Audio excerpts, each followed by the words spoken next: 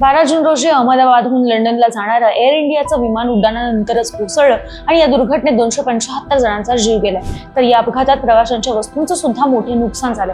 पण हा अपघात घडल्यानंतर तिथे सर्वप्रथम एक राजू पटेल नावाचा व्यक्ती पोहोचला. त्याने सांगितलं की तो बांधकाम व्यावसायिक आहे आणि त्यावेळी तो कामावरतीच होता. जेव्हा अपघाताची बातमी त्याला समजली तेव्हा एक क्षणही न दवडता तो आपल्या काही साथीदारांसह घटनास्थळी पोहोचला.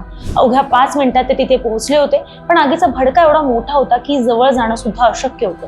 पहिल्या काही मिनिटात आम्ही फक्त पाहतच राहिलो, पण जेव्हा अग्निशमन दल आणि रुग्णवाहिका आली तेव्हा आम्ही ही मदतीसाठी उडी मारली. स्ट्रेचर नव्हते म्हणून त्यांनी साड्या आणि चादरी वापरून जखमींना उचललं. कोणाचाही जीव वाचवता येईल का हीच एक भावना फक्त मनात होती. रात्री 9 वाजेपर्यंत आम्ही घटनास्थळी होतो. नंतर त्यांनी अपघात स्थळावरती शोधाशोध सुरू केली. जळालेल्या अवस्थेत काही सामान विखुरलेलं होतं आणि त्यांनी ते गोळा करण्यास सुरुवात केली. त्यात त्यांना 70 तोळे सोन्याचे दागिने आणि 80,000 रुपये रोख कॅश सापडली.